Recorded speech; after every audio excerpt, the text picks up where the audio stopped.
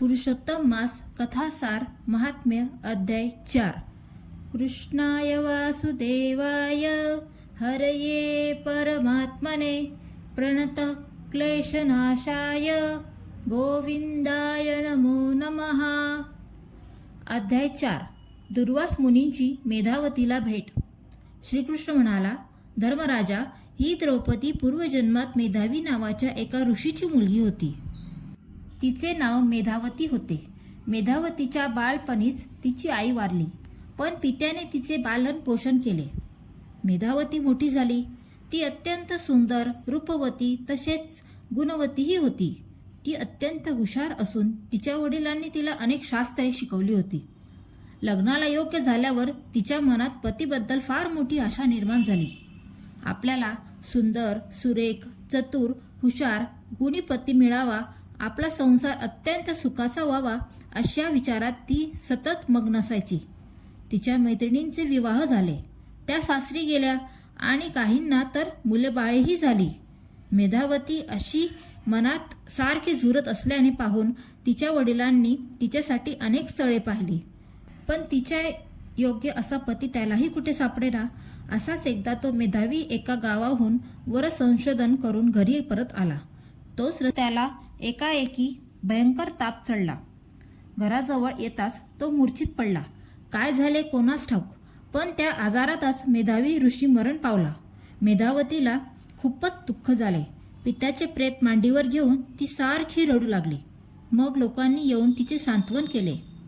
प्रथम माता गेली आणि आता पिताही गेला। मेधावती आता खऱ्या अर्थाने अनाथ झाली। घरकामात तिचे लक्ष लागेना, अन्न पाणी गोड लागेना। ती सुकून गेली। तिच्या विवाहाबद्दलही कोणी काही विचार करेना। तीच तेवढी आपल्या विवाहाचा विचार रात्रंदिवस करीत होती। वाऱ्यावर वरात सोडून वडील गेले। जगात कोणी कोणाला वाली नाही। आता पुढे काय, हा विचार तिला सतत सतावित होता। ती बावरून गेली होती। एके दिवशी चमत्कार झाला। मेधावती अशीच गुंग होऊन बसली होती। तिच्या पुढे अकस्मात एक ऋषी येऊन उभे राहिले। ते दुर्वास मुनी, अतिरागीट, संतापी, शाप देणारे नाही, त्याला छळणारे। त्यांची वाणी कधीही खोटी होणार नाही।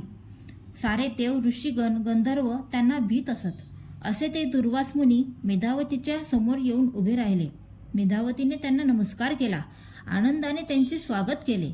तेव्हा दुर्वास मुनी तिला म्हणाले, बाळे, तू माझ्या मित्राची कन्या आहेस। मेधावी गेला, मलाही खूप वाईट वाटले, पण मृत्यूपुढे कोणाचा काहीच इलाज नाही। तूही आता ते दुःख विसरून तुझ्या पुढील आयुष्याचे कल्याण करून घे।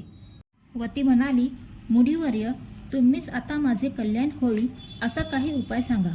मी भांबावून गेले आहे। माझा विवाह, सुखी संसार, जीवनाचे सार्थक। तेवढ्यात दुर्वास मुनी म्हणाले, मुली शांत हो, मी सांगतो तसे कर। मग दुर्वास मुनींनी तिला जे सांगितले ते 5व्या अध्यायात ऐकावे। तर भक्तांनो, अशा रीतीने अध्याय 4 समाप्त झालेला आहे। तरी अजूनही ज्यांनी अध्याय 1, 2, 3 याचे श्रवण केलेले नाही, त्यांनी आत्ताच जाऊन त्वरित त्याचे श्रवण करावे। व्हिडिओ आवडला असेल तर व्हिडिओला लाईक, शेअर, चॅनलला सबस्क्राईब करून बेल आयकॉनवर प्रेस करा, जेणेकरून पुढचे नोटिफिकेशन्स तुम्हाला येतील।